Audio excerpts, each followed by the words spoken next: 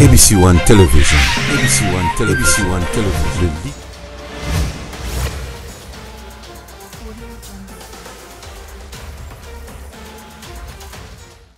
Merci bandeko balandi Nazarene Sengo mingi ya koya lisusu na ba etando ike na bino ozotalanga par exemple na portable ozotalangai na plasma na ndako ozotalangai na mutuka ozotalangai partout na ebité ce que ozotalangai peut-être ekwelio na butu ekwelio na moi mais ngai na pesi bino kaka merci mais na ko se planning bozo pesa biso kaka confiance ko landaka ba vidéo na biso to ko lobaka pona ko libérer kaka mboka ndenge to baka biso na ABC One toujours au chevet d'actualité. Tous la rana pona ya bino bon week-end na bandeko nyonso oyo basepela ko s'abonner na ABC One bon week-end na bino nzambe azan na bino et merci aussi na ba botama lelo ba joyeux anniversaire na bino na ebité sokoza na Istanbul na ebité sokoza na Belgique na ebité sokoza na Paris na ebité sokoza na Washington DC na ebité sokoza na Pretoria na ebité sokoza wapi mais sokozali na anniversaire en tout cas botama lelo et joyeux anniversaire na yo, plein de bonnes choses. Teke nzambe a battre la penja yo, rosala malamu mingi. Yo pe obotami peut-être un jour lundi comme elanga la sewana, rosala malamu mingi. Repese ngana date oyo botamela. Donc on peut sabino toujours ba joyeux anniversaire et rosala malamu mingi bai kongomani nyoso o ba ndaka penja. Hey ABC One Zambe apamela bido. Alors week-end alelo, dans le but tali maimaleki hein. Maimaleki boyebi kaka to zalaki na problème ya rentrée parlementaire oyo et salamaki depuis le 15 c'est-à-dire rentrée session il y a parlement oyo zongaki session ordinaire il y a septembre c'est ça septembre oyo bato bazelaki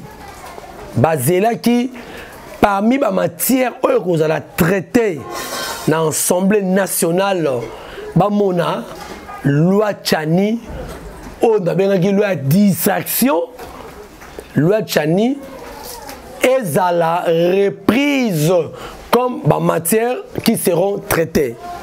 Malheureusement, parmi les 64 matières Oyo et Kozala, ils allaient reprise pour la session Oyo, nous avons 22 nouvelles.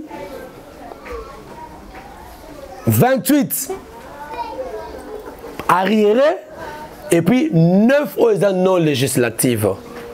Mais tout le monde est à Tchanité. Tout le Bélango, tout le monde est à Tchanité. Tout le Bélapé, pression et Mbosso. Pression et Mbosso, dans le Parlement. Autour de l'ensemble, ma déclaration, ma députés sont montés au créneau. Le biquet, Ndeko Mbosso. Aïe dictateur à côté kate baloba. Dans le vrai ennemi du Congo, du Congolais plutôt, c'est Christophe Mbosso. L'ennemi du Congolais. Celui qui n'aime pas le bien-être du Congolais, c'est Mbosso Torolandango, Ngam de bien Torolandango, et puis nous allons parler aussi de la libération de Tatiana Balobi, Tatiana Bimaki, Bakange Monoko. Tatiana Kolingolobate et le Koni des Adi. Mais Bisso, tout ça qui est fort, tout qui n'est pas Tatiana, au Bourmona, ni Tatiana, ni Tatiana le baki Bourlanda Yango. Alors voilà, merci beaucoup. Bon, ça a toujours scotché branché. Moi, une quinzaine de minutes, autour de ça, Nabino. Tu m'as bien, tu m'as montré pour CP là, pour ça désuté. Mais Nina et Sarabino, on a pas mouchoir, on a parlé. Pas mouchoir. Pardon, bon, excusez, courez, pardon. Oui, baby. Merci. Merci. Ah, yes, pardon. Bon, excusez-moi. Courage, quel est tout ça, donc, groupe moi, mon kewana, t'as kotoka, donc, bon, excusez-moi, Karaboy, Nzambe, pardon. Nous vivons. Pour excuser, hein? Merci Fali. Bon, voilà. Ton fungola week-end d'Abisso à l'élo, mais matali de Tatiana Osango. Tatiana Osango, bakanga qui na aner, parce que nous tous le mélange pas de raison que la tête, tout le juste tout zong Sabino. Balobi de Tatiana émission à Salaki, je crois l'une de ces émissions, ils ont qui sont qui parlement oui, il y a Tchango, bah ça qui est incitation à la haine. Ça qui est un tribal, c'est le tribalisme. Bah funda qui est, bah quand qui est man militaire comme un criminel, a sali 13 jours na cacho. Bon, bah et le MBBL a créé une polémique. Tatiana a des éléments à craindre. Cela va te voir Tatiana comme élément à craindre. Comment Tatiana est sortie à Kokumisa Aner. Bah oui, bah propos na yewana de kofali wa rochela bino. Bah propos na yena ba lobi ke ndeko Tatiana ba monier suspect donc azali sur son moto wa ko bunde la libération té a ce moto ko bunde la libération té na bi ndenge ba lobi je n'ai pas dit que c'est moi qui ai dit ça ndenge ko lobama que Tatiana na esprit ba moneka c'est là qui et loko liboso Tatiana a isu na ngambo ya peuple té Tatiana a côté déjà aller ndenge honorable Daniel Safaro loba supwandakala donc Tatiana ça pas bakangi Tatiana monoko est-ce que c'est à solo bakangi Tatiana monoko topenini depuis Tatiana bima aboy koleka batando ike a copé sa vite tout ça qui descend na ndeko fali to keiti na résidence ya Tatiana Osango to mi kosola na ye mais aboy copé sa biso penda émission tout ça là mais du moins andimaki koloba moi mon qui est na caméra na biso bolanda nini na lobby après to zongi to ça un petit commentaire bolanda libéré donc après une semaine 13 jours. 13 jours, oui, 2 semaines à peu près. Mais, à libéré, ma fan tout Jimmy ma fan tout ya Jimmy Boembe, je vous aime beaucoup. Boye bikara que maman Tatiana Bino, naza libre. Na osam ça na ande na mesa na osala parce que bato ebele bazo kanisa Tatiana aza intimidé Tatiana non wane zaki makamba kangela ki ngeza ya ngai pété eza pona ba vidéo c'est vrai ezali ki pona ba makambu et na olinga pe akoloba mingi te parce que j'ai vite na débordé na ba makambu mo o nazo mona ouais on nazo mona ces derniers et zo sepelisanga vraiment te mais boza la calme na oloba nakoloba mais tant ezali mais siko tant ezali parce que mona otiwa déjà lobi na sali 13 jours déjà lobi mais tout le monde a lié sur le bien. Au moins, on a conda. C'est le contraire. Bon, et ça va image ya butu de, ba image ya butu. Mais oui, on a condi pe oui. Pour na okonda pe na condi parce que ba privé on a liberté et les guignons sont c'est que au ko bouger moi muki au lié au sali bo sachez que son a quel on okuta na boembeka juste na quoi mais ba privé liberté moni mais nzamba sungi na aide na binope bato bozalaki awa bozalaki libanda merci na bango nyonso le professeur les patriarches wayambo merci Nabino tout naebi ke bozé belé papa Alain Bolodjoa ensemble avec mon coach Henri Kassi ma frère Ed papa Alain merci na lundi peu mission on a Jimmy Boembe merci pour la conseil va te bien bakangie munoko no eza ofu merci Nabino donc boti ke la moi ton appel maman mki omoni père moi ben moi maya sika to bossa na pe moi sandwich donc ta te caméra te ba sandwich mais ça va so pas mania non so na bien sala ki lisusu mais kasi on est dans le vapeur la liberté. Déjà, pour nous la santé na musala déjà lobby. Ami après ça va? Oui, Mika, ça va, sauf que Ngaïnde santé, ça moi malade. Santé, ça moi malade. La cadre de ma tout mais la cadre il y a santé kaka. Il y a santé, mais bah qui sinon on a outil on a année. D'accord. Ça va, merci beaucoup Bandeko. Bien votre sanga Tatiana Yedo. Tatiana Yedo, on a bien beau. Vous avez exclusivité à émission. Tout ça naïe. Lobby déjà, vous avez qu'à moi checking il y a santé. Voilà, on s'en est émission ça va à part éviter. Éducation. Marata Maré, on est ratara. Ça va. Mais sinon, tu relobé la mot qu'à parlons Congo, Baloba qui maman Tatiana, membre parti politique et télévision mais tant ou tozali. Mais changer peu de vision et puis si on m'a bébé, vision de voir les choses aussi hein. Il y a ça va émission on peut ça va et back to ma matière hein. Et bah c'est la matière mais non ça va bon. Quand déjà hein. Quand on est dans la émission nanga yango na osala na baki si kutu lisusu c'est ça donc c'est moi ça et puis merci beaucoup na arrestation au niveau Foulinga c'est pardon merci beaucoup parce que tu vois arrestation c'est tout le monde qui parle de Tatiana Tatiana merci mais Nakolinga cette fois-ci soki pe à moment pour ça Tatiana invitation non rien na yeba na sali nini il y a quoi voilà mais quand même tout le monde fait mais au déplorer qu'à façon bakende les amants militaire il y a on est dans le sala moi ma bé moi ma invitation ok non pour répondre na yo d'accord les fanto na commune les bakende récupérer et puis moi la moi si non c'est pas grave alors merci Bandeko Moni Tatana Yoana rendez-vous prochainement na ma solo musisi d'accord très bien merci beaucoup bien. Madame, Messieurs, Bolani Ndeko Tatiana, c'était juste tout ça qui n'est pas le moins 5 minutes. Voilà pourquoi. Alors, ça va y aller à Biminaye, mais Boyoki Mokalobi, Bakangi mon côté. On est au Kanisa, ils sont en côté. On est Bakolo Baboy, et Zapé en côté, Aza Tatiana, mais enfin, nous avons mais santé, stabilité, à Outina Naba Kissine na Aner. C'est là qu'il y a un lobby. Donc, à lui, il y a mon côté. Mais il crée ma polémique. C'est quoi? La image de Botali. Mais il y a une image de l'accès à jour à Bimaka. Il y a une image avant de illustrer en gros. Voilà, il y a un beaucoup de monde. A directement. Et si la fin wana a salaki moi communication, une petite communication à presse, ma presse salaki wana.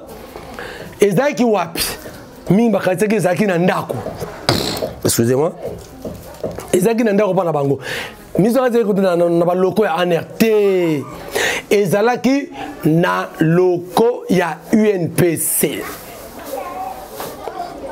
Pourquoi ekendeki na UNPC?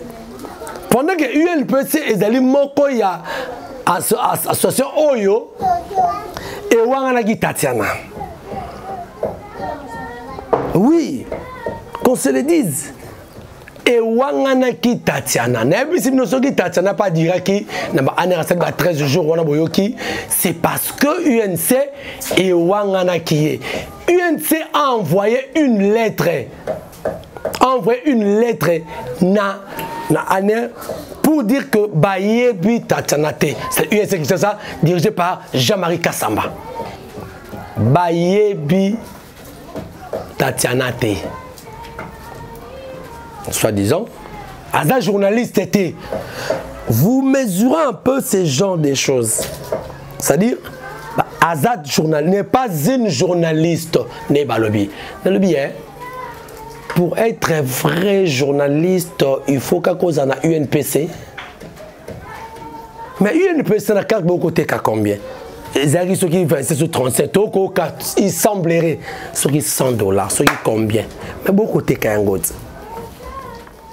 mais il y a de ceux-là qui n'ont pas de carte UNPC, mais qui sont des journalistes, qui sont des licenciés naïfasiques, qui sont sortis des écoles professionnelles, des écoles compétentes. Il y a journalisme, qui sont sortis de l'Unikin, la communication, qui sont sortis, ils ont fait des LINA aussi, ils ont fait de l'UPEN.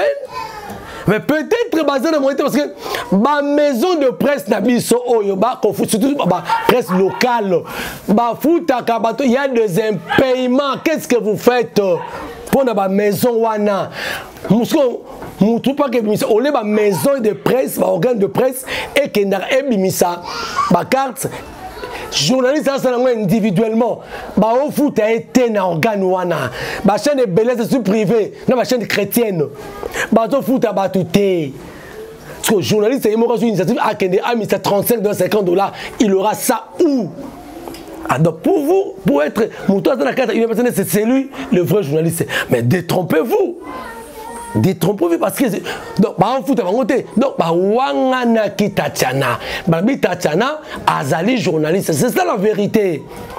Tachana sa journaliste était de mon qui azaki détenu pas très jour wana ni était force à famille bah pression na biso la pression bah ta poto qui n'a remercier bah les bolo joie bah te belé moi pression na de mon qui non bah ebissé asanini abima ne ba monsieur bon abimi mais à quel constat là nini les bamoni abimi ils ont récupéré, c'est-à-dire UNC a récupéré la situation a même les locaux a réussi la communication kuna c'est honteux ya moni lettre moko Kojek peut aller c'est une association de journalistes en ligne éditeur du Congo journaliste éditeur du Congo ils sont dirigés par Ndeko Mika.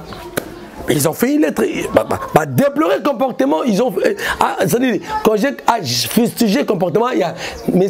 Gabi, c'est-à-dire président national, UNPC. Et dans la lettre, voilà, Bako Sengapé, ce qui peut être une manière, nini. Tu as une manière, nini, à moi, de l'écart, qui t'a yebi, m'a ramené l'écart à moi, nini, comme nini. Donc c'est très malheureux. C'est très malheureux. Donc UNPC, Botika, Makambo, Kosalawana, si vous avez ta carte à 10 $, et là vous verrez, tout le monde aura sa carte à s'enregistrer, tout ça. Donc il fallait que vous le badiez, Tatiana a s'enregistré en été. Oui, mais dire que Tatiana n'est pas journaliste, c'est là le problème. Mais Tatiana fait l'IFASIC. Tatiana fait l'IFASIC. Donc, voilà, merci beaucoup. Voilà, parlons. Naïbi Sarabino et le Romoko sur l'entourage, il y a président Félix. Dans le français, il n'y a pas de mauvaises troupes, il n'y a que de mauvais chefs. Au Congo, il n'y a que des applaudisseurs. Tous ces gens-là qui applaudissent, mais ils n'ont pas de féliciter. Les apôtres n'ont pas de il y a des gens qui ont vie, l'entourage, c'est juste pour Kolanda, histoire les corbeaux, le renard, fromage, mais en réalité, émission précédente, il y a des gens autour de Félix, de président Félix, qui ne l'aident pas. Tous ces voyages qu'a effectué le président Félix, comme il a combien de voyages à Sali depuis à Zoa pouvoir. On revenait officiel avec mon l'État va utiliser pour investisseurs, pour ministre, pour contrat, pour le bien-être du peuple congolais. Mais ma voyage est salama au retour, peuple congolais foin. Peuple congolais a croupir dans la misère extrême. Mais à quoi servent maintenant tous ces voyages? Na forum industriel awa na Istanbul, na Turquie, c'était l'occasion tous ces gens, délégation qui n'est pas président est seul, oui, mais pourquoi est-ce qu'il a des conseillers? Pourquoi est-ce qu'il y a des spécialistes mais vous êtes là-bas, vous êtes hôtel, vous avez des missions, peuple a souffert, on a un projet, peuple a bien. Donc c'est très malheureux. Heureusement, Ndeko Zakari Bababaso était là, à déplorer comportement. Il y a des gens qui n'aident pas le président Félix. Alors, bon, la déclaration de Zakari Baba sur le député national, honoraire, bien sûr, honoraire, Bolanda, Nini a déploré Kounana Istanbul, Bolanda. Bandeko bana Congo, Zakari Baba sur un direct, il y a forum industriel au Salamanakati à Istanbul. Na côté dans la salle, on a mis commissaire qui est en privé. Na tali ndenge ni ba mboka ba délégation et na compte ba gouvernement na bango na Kamui. Heureusement, ce sont pas bazanga mboka te. Na kuta na 4 Congolais. Basi mibale na mibale mibale. Basi wana ba uti Lubumbashi na mibale wana ba uti Katanga. Toza bongo na PDG Tozi, na le parrain très bien connu. Et donc ça linga passe. Il y a comme on a que président Tshisekedi atina qui équipe d'avance na mboko de Turquie avant yemboko aya. Donc Bazaki est censé qu'on ait un camion de Salama. Et le président était ici en tant que président, il y a Union africaine. Mais il y a qui va continuer à s'opérer. Donc, moi qui suis très lié, Congolais attend mon côté, à ça pas dans engagement. T'as comme trop là, est-ce que yo société na yo il y a un panneau solaire, on peut installer en Congo. Allez mettre aux Luka justement. Bamboka loka ba Congo wana pour te installer. Na moni usine fabriquera parce que ba usine mobile et ça la asphalte et ça la goudron na tout ni prix ba bi ba na 500 000 700 000 selon capacité besoin na besoin. Congo toi on a besoin auto la province ville ya Kinshasa tu as besoin auto comment et ça la mi que dans forum il y a modèle oyo parce que ba turc mais bazan ce sont les premiers bâtisseurs l'histoire des turcs c'est celle du site parce que oui c'est type turc pendant que les européens les africains on a besoin de zamba na mai bango ba ko sala libulu pour na micro besoin donc à côté à domaine il y a au Italie grands travaux basés ma casse puis après na bango cher na côté na ser na biso na sala décoration abi na kena Chine mais va prix na monia wa na qualité matérielle parce que là on va approche en Europe parce que bah c'est déjà ma position pour côté en Europe. Il faut que la politique sur le plan il y a ma camunio sur monia wa ba bibende ba tout na poto ba bilo tout ça na kata poto et outa na mboka Turquie et belé quand on parle Allemagne. Mais ils a pas si peu mawa. Ndenge nini et belé à mon piku ya bato autour du président beaucoup attends mon côté ça na présence ya kotuna. Na mon ambassadeur à Ghana, na mon bamboka ba Somalie ba fomboka. Il faut que je fasse marché. Tant que je mutu sans garantie, papa, Congo, imaginez-vous que ministre, il y a PME, ministre, il y a industrie, ministre, il y a travaux publics, ministre, il y a agriculture. Azala, au nom de la République, je vous invite à voir ce que nous avons besoin. Et moi, passe. Tous autour de Fati, tous. À travers c'est inutile. Très bien. Ce n'est pas moi qui l'ai dit. Boyoki, pas s'il y a des Congolais, Zakari Baba Salobi, comment on a la délégation, le gouvernement, Moussoussou, Ndenge Baye. Ndenge Baye. Oh, vous sentez, il y a du sérieux. Il y a du sérieux. Pour n'inventer Bamboka na bango. Mais biso il n'y a pas de sérieux. Dans le tourisme, Ndenge Redi Ayemba. Profiter pêche au drigo. Donc, vous entendez que l'autre, ce que nous avons comme conseiller président, dans la Turquie, à Russie, à Bélarussie, à Belgique, ils ont récupéré le temps perdu au détriment du peuple congolais. Le peuple congolais, c'est le moment de se lever. Réveillons-nous. Réveillons-nous. Le pays est en danger. Il y a des gens qui n'aiment pas les Congolais. Ils font semblant d'aimer les Congos. Ils n'aiment pas les Congolais. Ils aiment que les Congos. Parce qu'ils en profitent pour leurs propres intérêts, pour les intérêts égoïstes. Ils n'aiment pas les Congolais. Voilà les gens qui sont partis dans le forum. Mais voilà ce qu'ils ont fait. Voilà ce qu'ils ont fait. Donc, ils ont été dans Bango. Et puis, lorsque le président Félix a accueilli, tout le monde est parti. Ça ne se fait pas comme ça. Or, le président peut partir. Avec une délégation, beaucoup de Zakara Lubiana, au basta kaba asphaltage on a pas goudron beaucoup va savoir il faut tout un projet et ba macadam kuna na bosenge to asphalter ngo tout faut tout un projet mo tout une contrat ba asphalter na boende bon ba ponga na mutu ya Équateur bon toke na mwenedi tout hein ou bien oye na Kanyarushiga oye na moni so ke nkamba tama bela ndenge zalaka beaucoup buliki musava tela nkamba wana pe to asphaltango ça dit ekosala malamo mingi délégation etikali kuna bazui bani mais le président Félix est parti tout le monde est parti atiki monter Zacharie a Kamoué. Voilà ce genre de personnes qui n'aident pas le pays et qui travaillent pour leurs propres intérêts. Bandeko, c'est les moments. Congo, la diaspora, Kinshasa, Congo ici, partout Congo, tout élément, tout comprendre à qui nous avons affaire. 2023, il n'y a pas longtemps. Alors, même dans l'Assemblée nationale, il y a des gens qui n'aiment pas les Congolais. Nous avons élu, dans l'élection, il y a le 30 décembre 2018,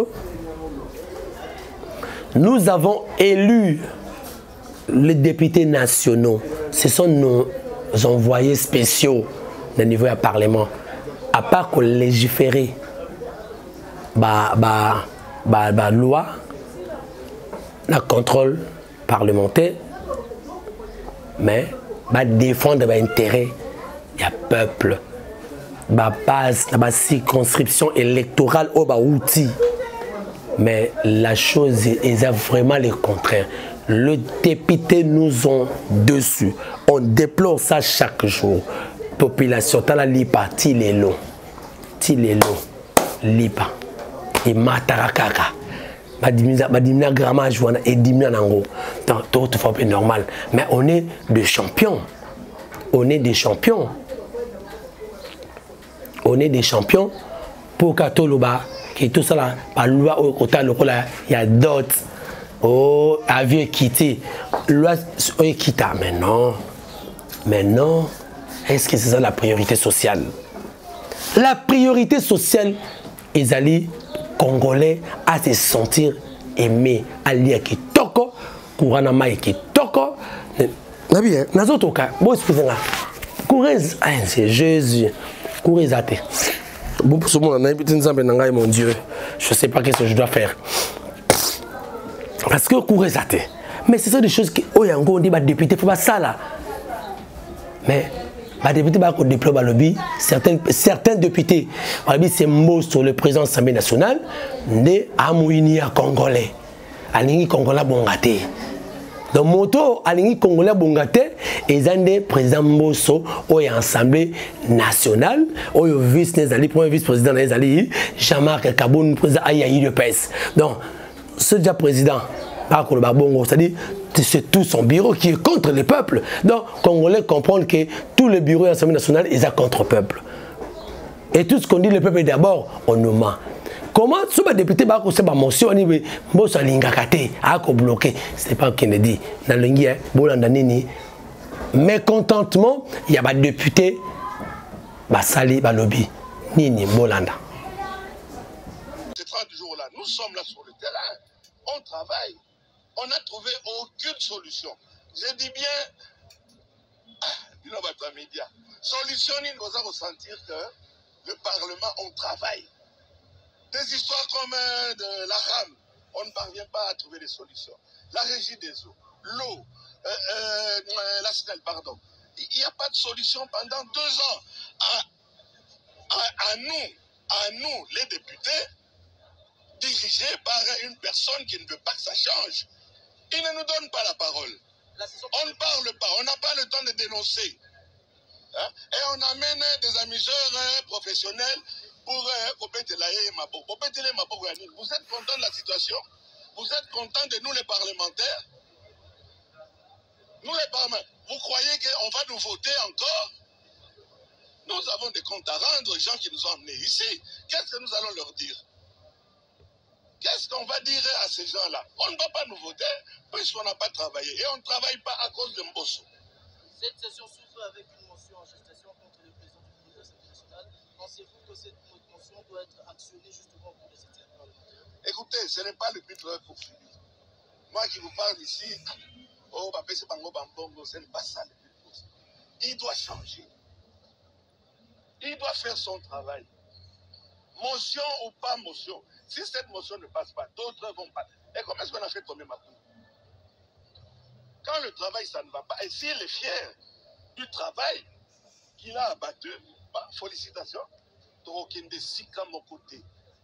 Avant l'indépendance est égale après l'indépendance. Arrêtez comme on a eu. Ma fouille à Jeep. Quand date maman, Nazana Babi, tu as un soki 7, soki 8, Naba, Naba, Coco. Nago Luka Jeep. Comment on a eu Nazana Moutoukani? C'est tout à fait normal.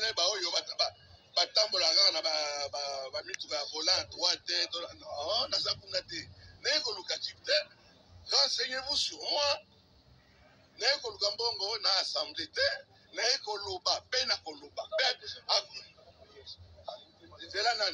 D'abord,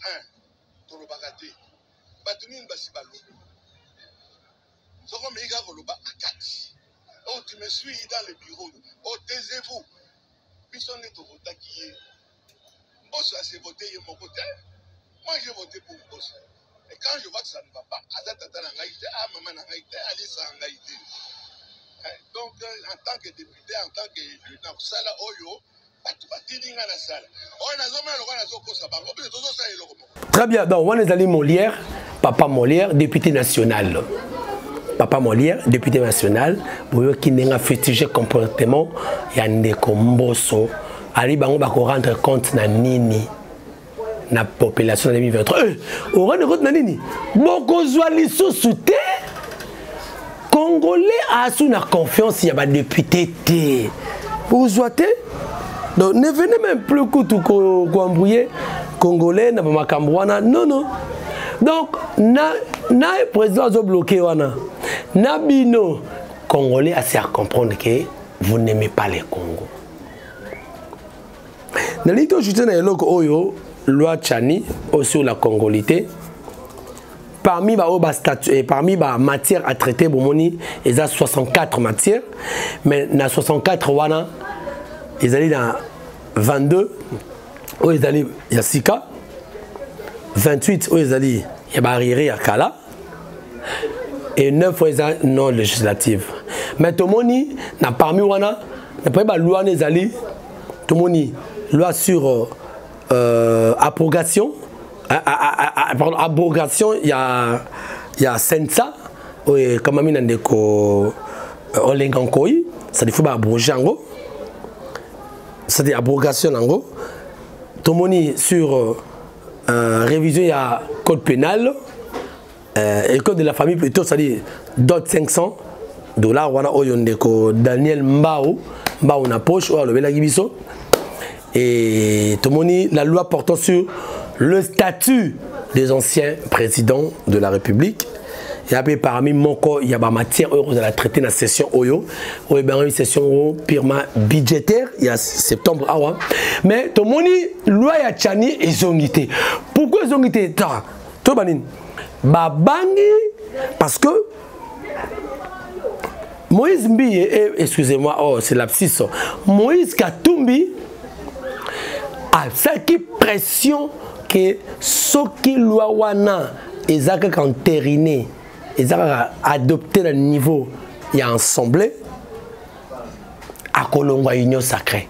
C'est par peur, on peut dire que c'est par peur wana, et ça dit que ba aligné en côté la matière à traiter dans la session Oyo.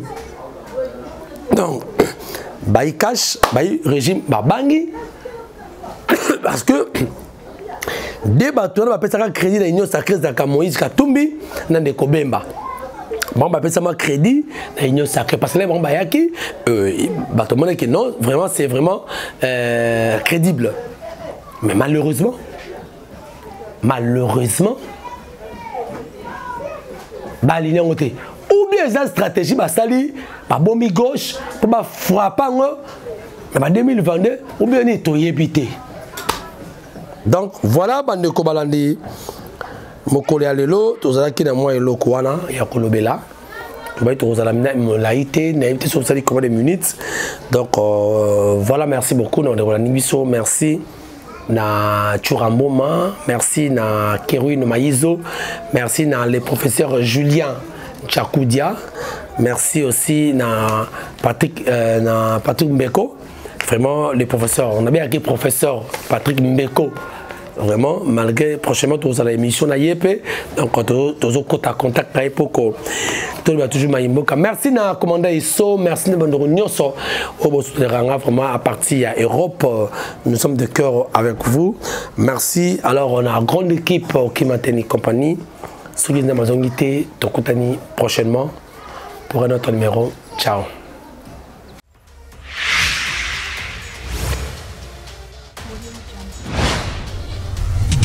ABC One Television. ABC One Television.